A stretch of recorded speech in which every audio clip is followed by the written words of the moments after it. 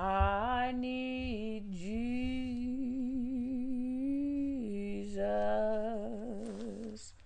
for without him nothing can I do. For I need you, Jesus, for I need you, Jesus,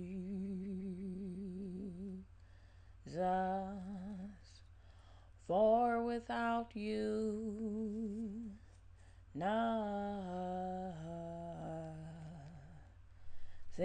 can I do. So, before we begin our reading, we will read John 15 and 5 in the King James. And it says, I am the vine, ye are the branches. He that abideth in me, and I in him, the same bringeth forth much fruit. For without me ye can do nothing. So may the Lord add a blessing to the reading of that word, and may you be blessed by that hymn that went along with that word. So let us begin.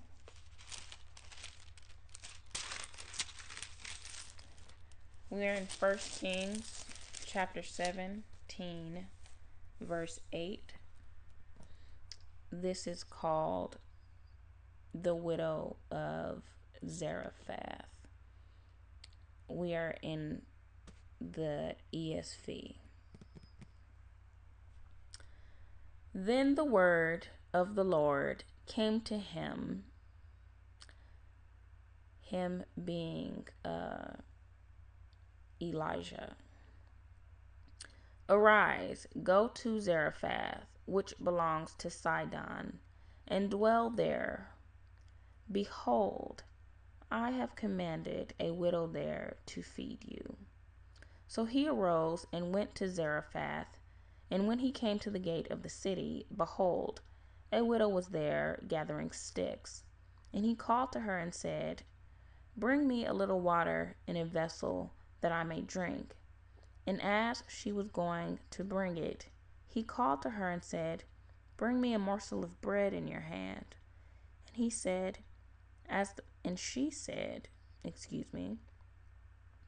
As the Lord your God lives, I have nothing baked, only a handful of flour in a jar and a little oil in a jug.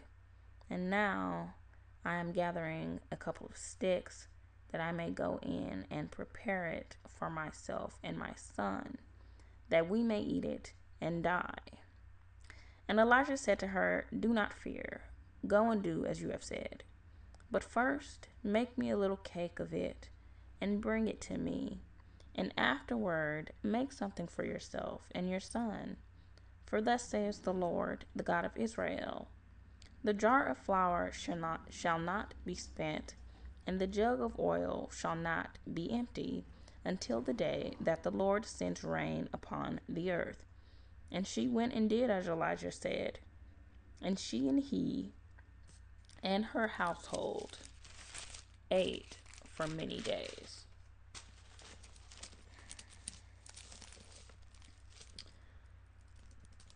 The jar of flour was not spent, neither did the jug of oil become empty, according to the word of the Lord that he spoke by Elijah. Elijah raises the widow's son. After this, the son of the woman, the mistress of the house, became ill, and his illness was so severe that there was no breath left in him. And she said to Elijah, What have you against me, O man of God? You have come to me to bring my sin to remembrance and to cause the death of my son. And he said to her, Give me your son. And he took him from her arms and carried him up into the upper chamber where he lodged, and laid him on his own bed. And he cried to the Lord, O Lord my God, have you brought calamity even upon the widow with whom I sojourn by killing her son? Then he stretched himself upon the child 3 times and cried to the Lord, O Lord my God, let this child's life come into him again. And the Lord listened to the voice of Elijah, and the life of the child came into him again, and he revived. And Elijah took the child and brought him down from the upper chamber into the house and delivered him to his mother. And Elijah said, See, your son lives. And the woman said to Elijah, Now I know that you are a man of God, and that the word of the Lord is in your mouth. And that the word of the Lord in your mouth is truth. Elijah confronts Ahab. Chapter 18. After many days, the word of the Lord came to Elijah in the 3rd year, saying, Go, show yourself to Ahab, and I will send rain upon the earth. So Elijah went to show himself to Ahab. Now the famine was severe in Samaria, and Ahab called Obadiah, who was over the household. Now Obadiah feared the Lord greatly, and when Jezebel cut off the prophets of the Lord, Obadiah took 100 prophets and hid them by 50s in a cave and fed them with bread and water. And Ahab said to Obadiah, Go through the land to all the springs of the water and to all the valleys. Perhaps we may find grass and save the horses and mules alive and not lose some of the animals. So they divided the land between them to pass through it. Ahab went in one direction by himself, and Obadiah went in another direction by himself. And as Obadiah was on the way, behold, Elijah met him. And Obadiah recognized him and fell on his face and said, It is you, my lord Elijah. And he answered him, It is I. Go tell your Lord, behold, Elijah is here.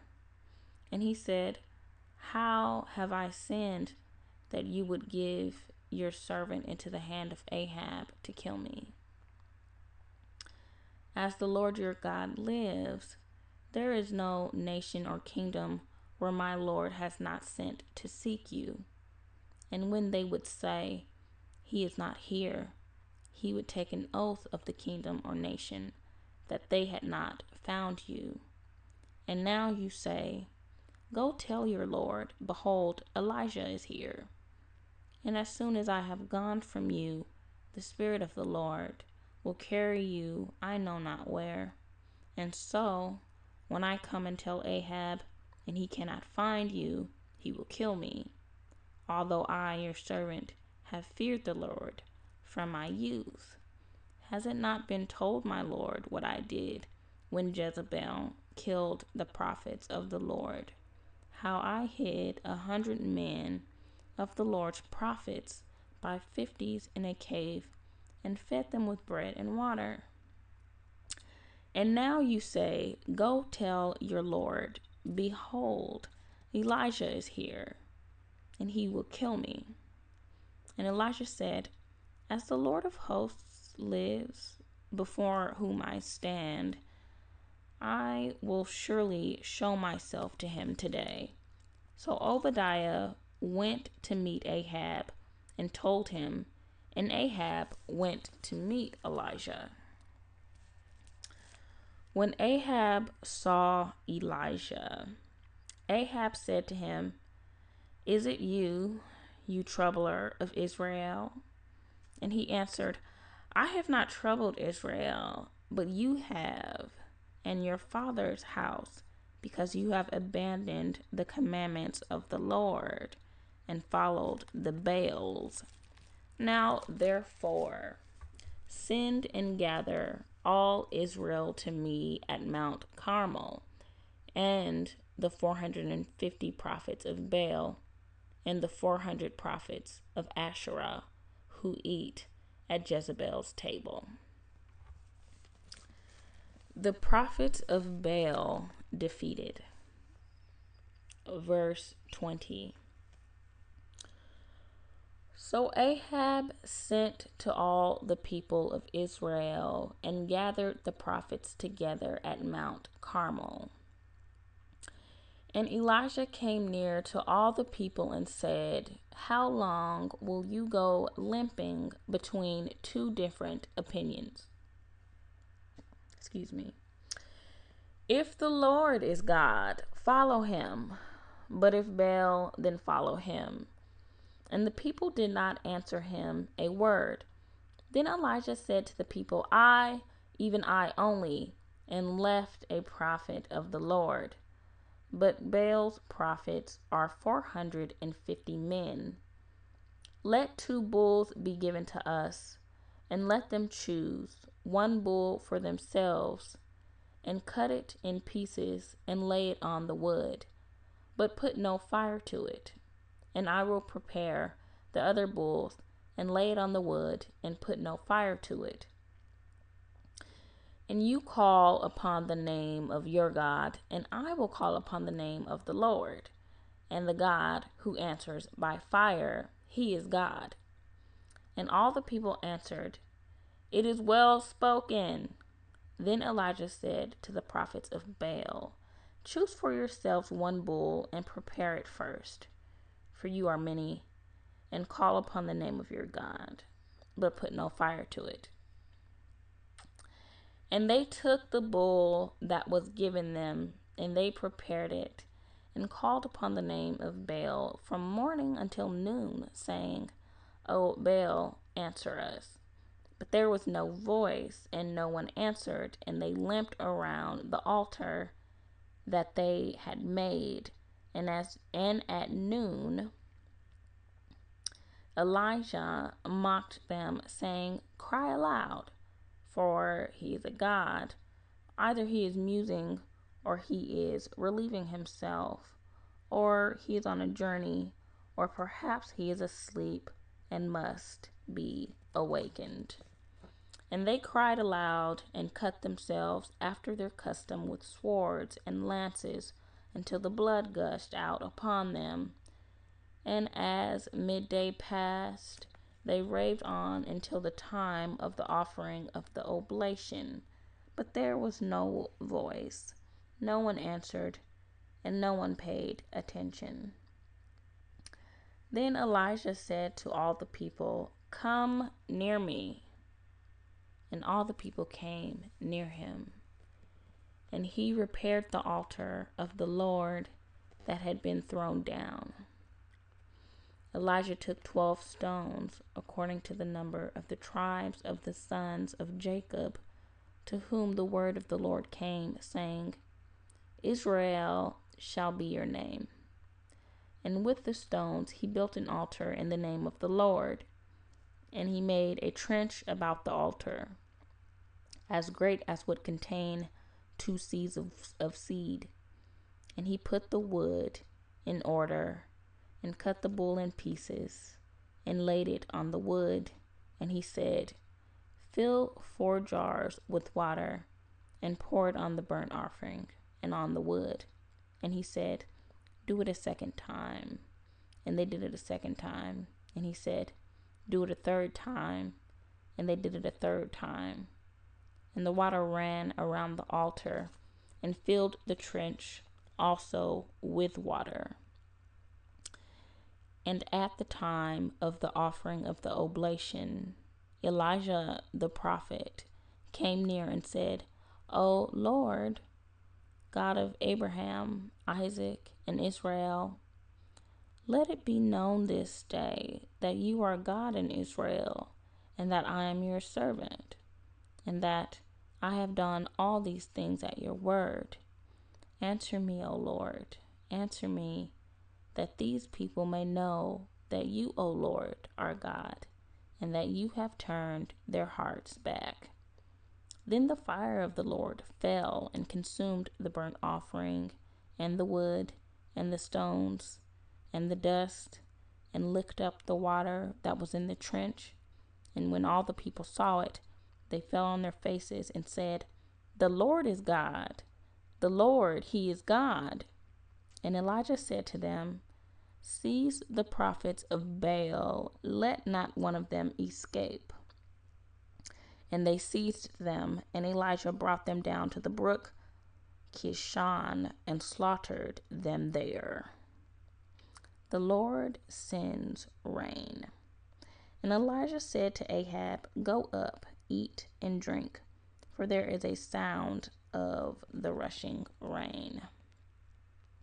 So Ahab went up to eat and to drink, and Elijah went up to the top of Mount Carmel, and he bowed himself down on the earth and put his face between his knees.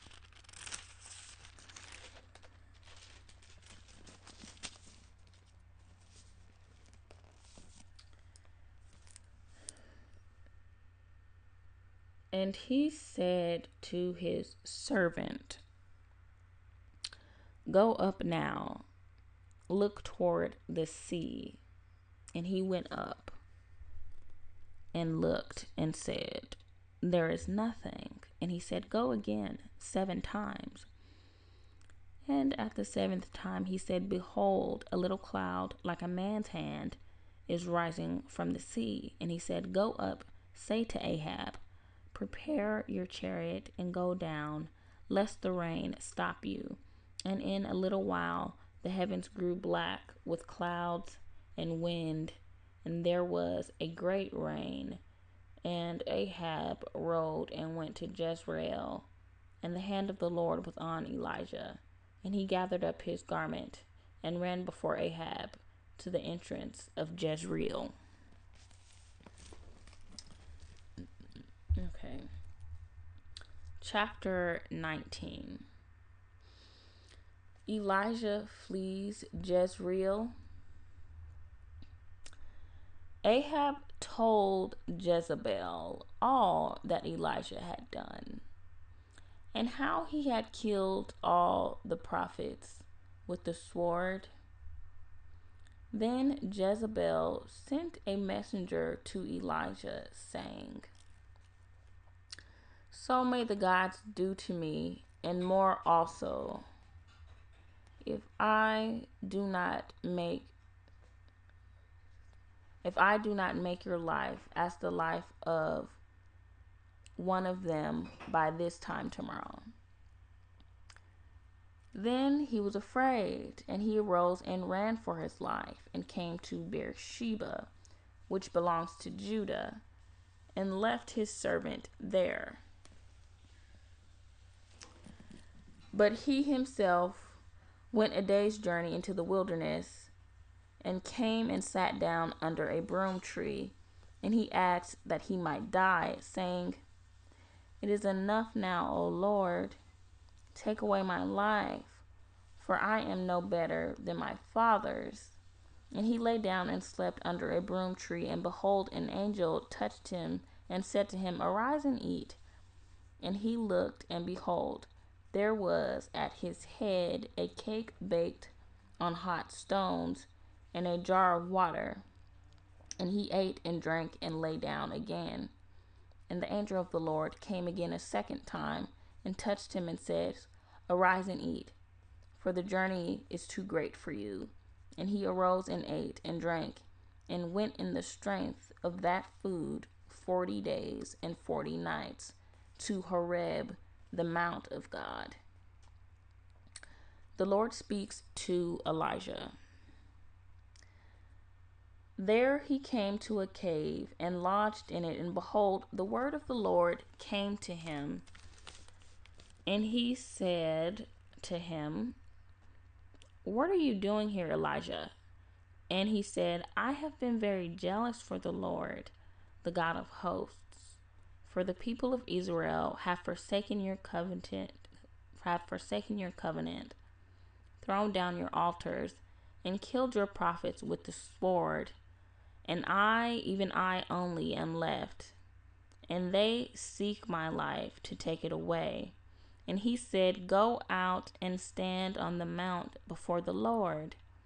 And behold, the Lord passed by, and a great and strong wind tore the mountains and broke in pieces the rocks before the Lord.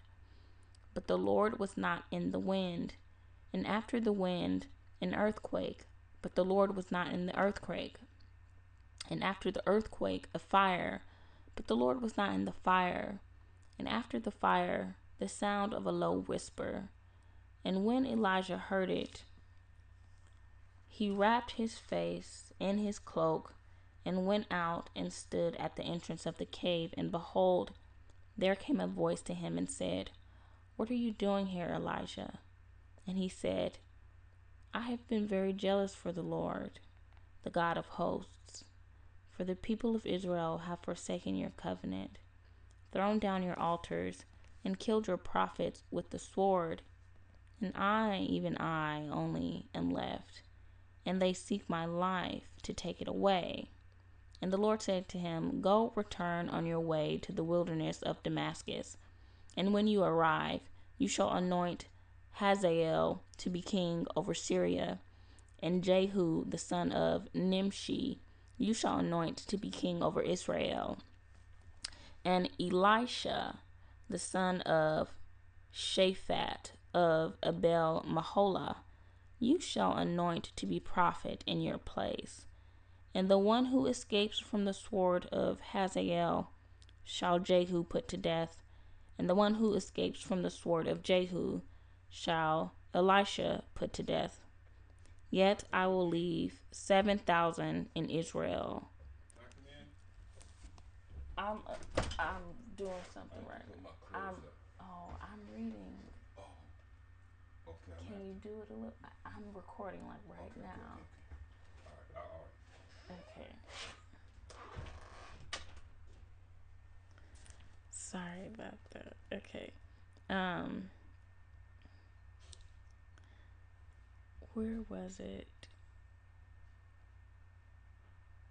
And Elijah, the son of Japhat of Abel Maholah, you shall anoint to be prophet in your place. And the one who escapes from the sword of Hazael shall Jehu put to death.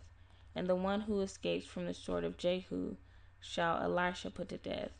Yet I will leave 7,000 in Israel, all the knees that have not bowed to Baal, and every mouth that has not kissed him. So he departed from there and found Elisha the son of Japhat, who was plowing with 12 yoke of oxen in front of him, and he was with the 12th.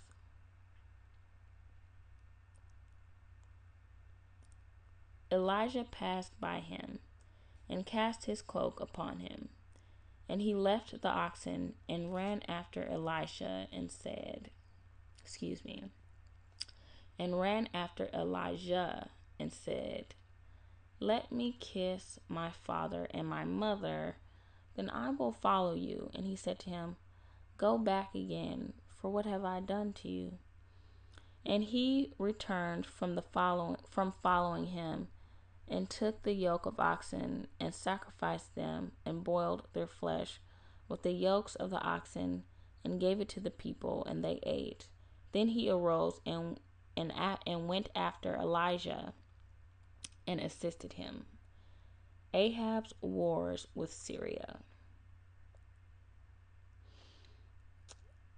Ben-Hadad, the king of Syria, gathered all his army together, 32 kings with him.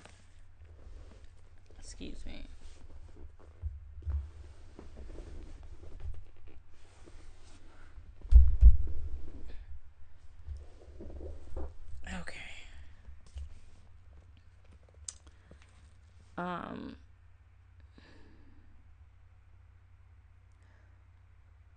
Ben-Hadad, the king of Syria, gathered all his army together. 32 kings were with him, and horses and chariots. And he went up and closed in on Samaria and fought against it. And he sent messengers into the city to Ahab, king of Israel, and said to him, Thus says Ben-Hadad, your silver and your gold are mine, your best wives and children also are mine. And the king of Israel answered, As you say, my lord, O king, I am yours, and all that I have. The messengers came again and said, Thus says Ben-Hadad, I sent to you, saying, Deliver to me your silver and your gold, your wives and your children. Nevertheless, I will send my servants to you tomorrow about this time, and they shall search your house and the houses of your servants, and lay hands on whatever pleases you, and take it away. Then the king of Israel called all the elders of the land and said, Mark now, and see how this man is seeking trouble. For he sent to me for my wives and my children, and for my silver and my gold, and I did not refuse him. And all the elders and all the people said to him, Do not listen or consent. So he said to the messengers of Ben-Hadad, Tell my lord the king, all that you first demanded of your servant I will do, but this thing I cannot do. And the messengers departed and brought him word again. Ben-Hadad sent to him and said, The gods do so to me, and more also, if the dust of Samaria shall suffice for handfuls for all the people who follow me. And the king of Israel answered, Tell him, let not him who straps on his armor boast himself, as he who takes it off. When Ben-Hadad heard this message, as he was drinking with the kings in the booths, he said to his men, Take your positions. And they took their positions against the city. Ahab defeats Ben-Hadad. And behold, a prophet came near to Ahab, king of Israel, and said, Thus says the Lord, Have you seen all this great multitude?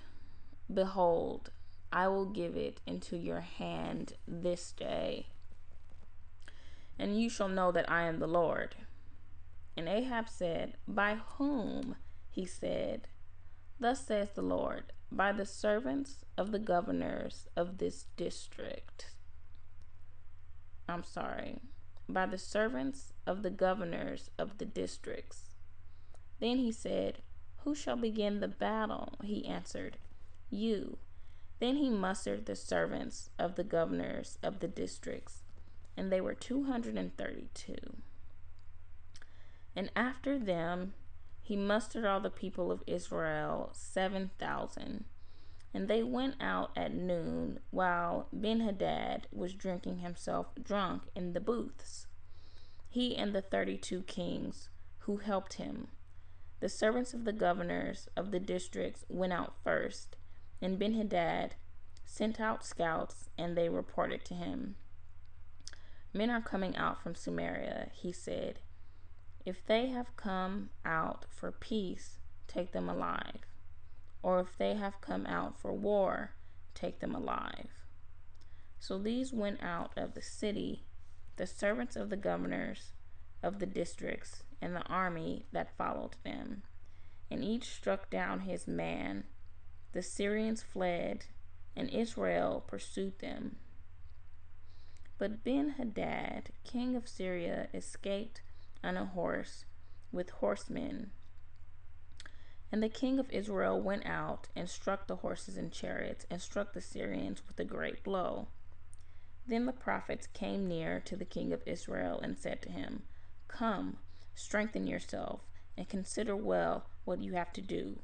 For in the spring the king of Syria will come up against you." And the servants of the king of Syria said to him, "Their gods are gods of the hills."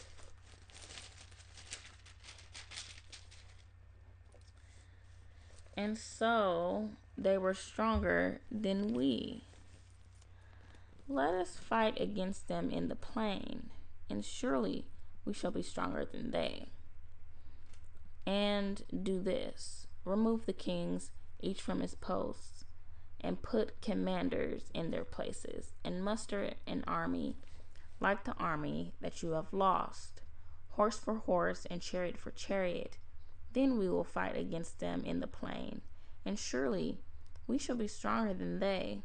And he listened to their voice and did so. Ahab defeats Ben-Hadad again. In the spring, Ben-Hadad mustered the Syrians and went up to Aphek to fight against Israel. And we will stop there since we are a little bit past the 30-minute mark, and we'll pick back up again in 1 Kings chapter 20, verse 27, and we shall see what shall fall upon Abinadab. So yeah. See you next time.